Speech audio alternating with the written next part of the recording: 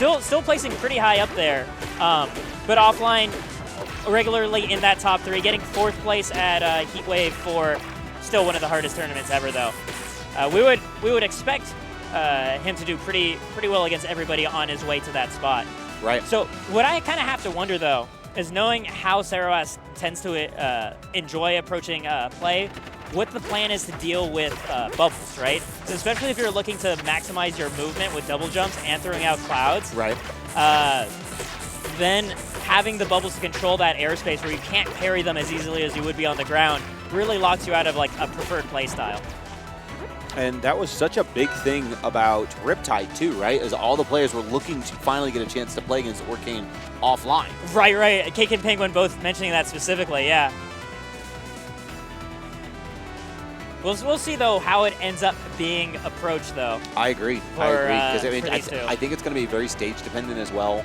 I think it's going to be very, very momentum-dependent. Yeah. Because if Ceroas can kind of start off hot like we saw them play against Bagel, this could be a huge, huge set.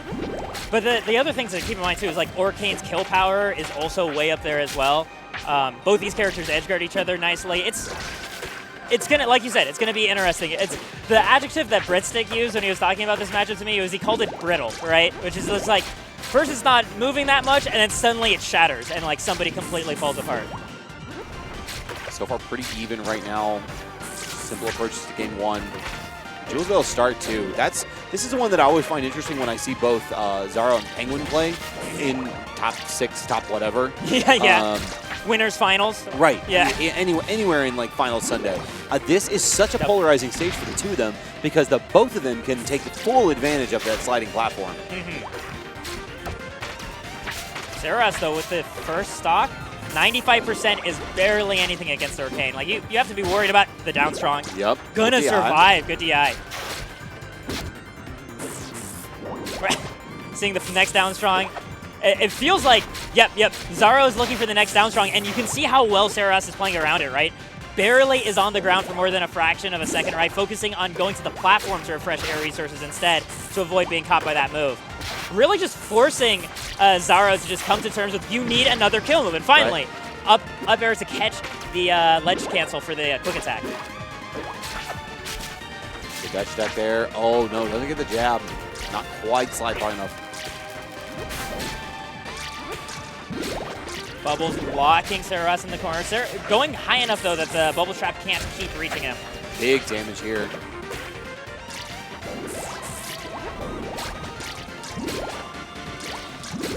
Ceroas taking the time on the recovery, but it doesn't matter. The washing machine keeps it cycled. Listen, when you start to see that back air come out, especially when Xaro only gets the first hit, I'm just like, oh god, the second one's going to be so strong. And then if it's not just the first hit, it's the second one early, like, you're still dead. You're not crazy. Listen. They're trying to catch just straightforwardly with aerials now. And that's the interesting thing, too, is because Xaro was able to box Ceroas away with the bubbles earlier, but he's still showing other options as potential answers to sticking to the air, right? Not becoming too reliant on one thing, and therefore making it harder for Ceroas to like develop counterplay to everything that Xaro is bringing to the table.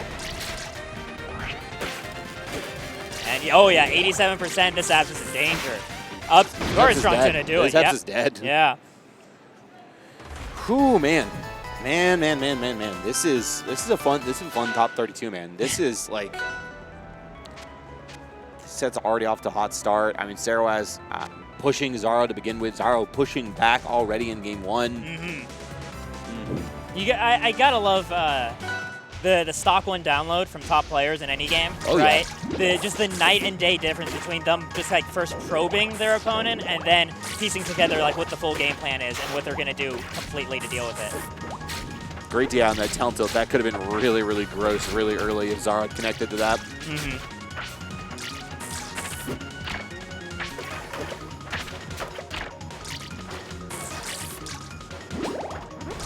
Bubbles timed, and Ceroas waits them out. And that's one thing is we haven't really seen Ceroas be able to edgeguard Xaro to the same extent that we see Xaro rack up damage. For sure, and you would think, given the characters, that Xaro would have a little bit of better luck but that's just how good Xaro is with Orcane's recovery. Just a solid first stock right now. Right now, Xaro just looks so in control. After the way the last 2 stocks went in the previous game. Already getting Ceroas off stage. Bubbles forcing a late timing to come back on stage by Ceroas. And of course, Xaro then ready to go to cover that top platform. And to keep it going, 71%. Like, Absa doesn't get to gamble with that much percent. Like, I assume part of the motivation of this stage pick by Ceroas was just having such huge blast zones to try to maximize the lifespan of Absa. Right. But, like, you still have Orcane's power here, even if you do have the platforms to recover high on. Ooh, not giving in to that up air. Xaro holding out just a little bit longer. And it's been really crazy, too, because, like, you opt for the larger platforms to try to stay alive a little bit longer, but you're not having any kind of neutral control. And this is kind of that more patient playstyle that we talked about from Ceroas at the beginning of the set, where now suddenly it's playing to his direct disadvantage. Oh, I like the mix-up with the teleport, right? Just staying in place out of line of the Thunder. And Xaro with almost a 2-stock lead. I mean, now he's going to die. Yep. But full stock lead right now. Man, Ceroas really struggling to kind of break down what Xaro's going for. You see, like, trying to contest with, like, cloud tosses to deal with the droplets, right? But it was just something that Xaro saw once and was ready to parry the second one. Just the Gets a empty parry hop. plant. Yep. Orcanes can do that. I know.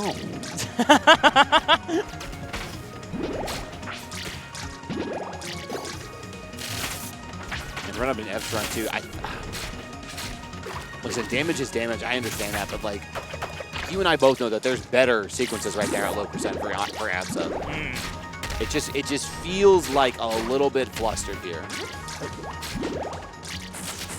I mean, there is also just the factor of you're fighting Xaro and like everything that entails on stage at Genesis. Beautiful follow-up into the bomb. This is, I mean, the thing is, Absa moments happen all the time. Downstroke's gonna do it and not let it happen here. Wow. Yeah. Yeah. I love how you were in the middle of like, man, Absa can, and then just boom, parry. Nope. No, the moment we saw the parry on that high platform. Oh, yeah. Surprised it didn't, I'm honestly surprised it didn't Galaxy. I'm actually, yeah, I'm kind of shocked too. Because, I mean, regardless, everybody on stage knew they were dead. Everybody at streams knew they were dead. We knew they were dead. The game just decided, maybe he lived. Sometimes I feel attacked when that happens. It's like, show me. Like, Please. show me what I did wrong then. If you're going to say that that DI was bad. Which, don't get me wrong, it was.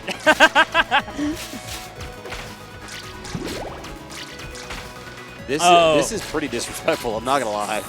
Well, it's trying to keep to a more grounded zoning style, right? Because the staying in the sky and throwing out clouds isn't working. You're getting intercepted by aerials, and bubbles are locking down your movement.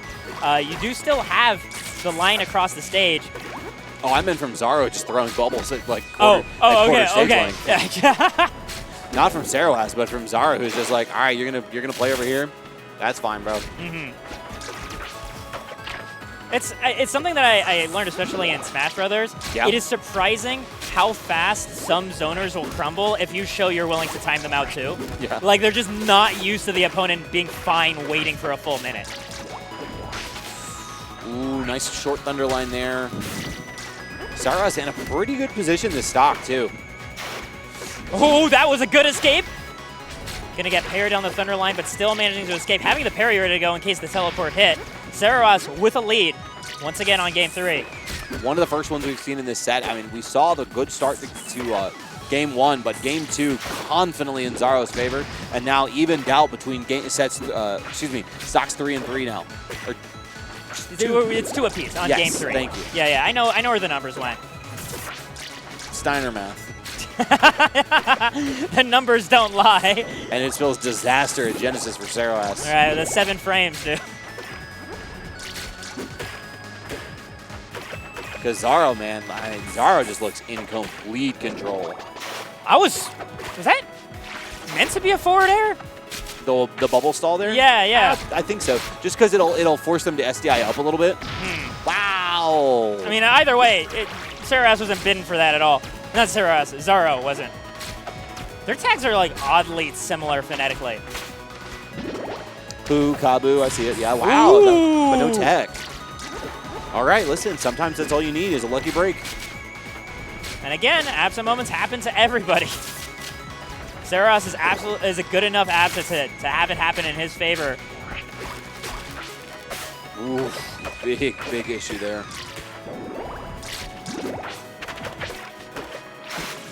You're going to be fine. Yep. Ceroas still staying alive at 69%, though. That is going to be able to set up for a beautiful kick.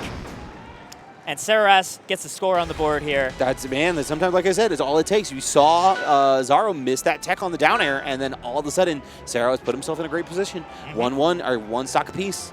Yeah, a couple of great damage strings, and off the getting a solid like cloud placement off stage 2 to force that teleport and led into everything else. So we're going to gates now for 4.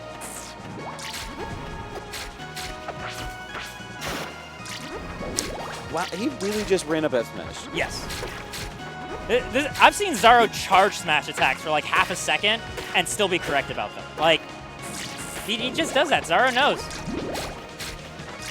It's honestly part of the reason why I think he did so well, even in delayed netcode. Yeah. Is because if you're just relying on reading your opponent that far in advance, the delay doesn't hurt you as much, right?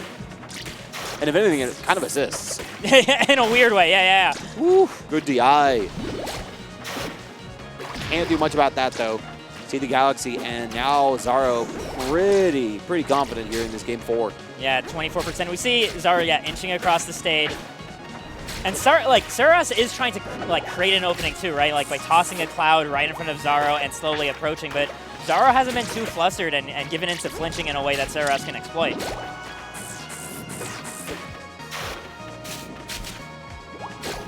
And ready to just deal with the cloud hop pop. Ooh, you're just dead. He's only taking 39%. That was only 15% on the last stock for Ceroas. And this is, man, if Ceroas was to win this, there's still another game on top of that. This is such a tough mountain. Legendary comeback if it happens. Oh, yes, absolutely. And Xaro's not in a rush to close out the last stock either. Staying in this mid-range, not forcing the issue. Uh-oh. Caught off stage without an air dodge. A ton of unnecessary damage.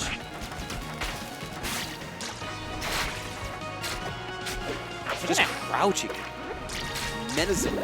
I mean, part of the annoyance, too, with Orcane's crouch is because he's a quadruped, right? He's so low to the ground that Apps' aerials also just are annoying to line up, especially the kicks. Oh, that should be dead. Okay. But 106%, I mean, down strong, right? We actually haven't even seen Xaro fish hard for down strong the past few games either. So I don't even know how ready Ceroas would be, especially because Xaro is forcing a more grounded zoning game so often. Yep, for sure. Still, it managed to get 51 so far unanswered. Like, not a bad start here. Now it's off hanging out in the sky corners, tossing these clouds down. This is up to 94.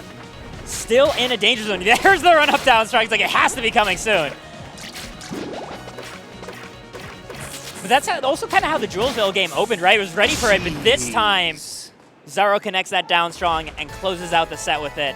Just needed that one last opening. I believe that was just like off of a cloud hop, too. The down strong? Yeah. I think it was off of a whiff punish, but we'll see in just a second. I think you're coming home with dare. Oh, no, cloud air. Pop and then punishing the back air. Yep. Beautiful whiff punish, and that's the benefit of having that frame 7 down strong, man. Like, you're literally just there and say, this is it. Any percent, it doesn't matter. It doesn't matter what side it is. I'm going to send you across the stage, and you're still dead. It's a perfect move. In every way. Yeah. In every way. Yeah. Honestly, the only way you think it would maybe make it better, hear me out. Yeah. Frame 5? Frame 3. Frame 3. Frame 3 down strong. Give Orcane a shine. Because if you give it Zetter down strong, it's not as cool because Zed already has it. Having a frame 3 down strong would make it the only frame 3 down strong. Have you told Dan this? He's somewhere. Listen, Dan stopped taking my calls a while ago. Oh. Which Clarence suggestion was it that did it? The one where Claren gets to use 1 rune per game. Oh. Is it the same rune or does she have to rotate? It depends. You can counterpick the runes. You can counterpick the runes. Okay. You get 2 bans. I don't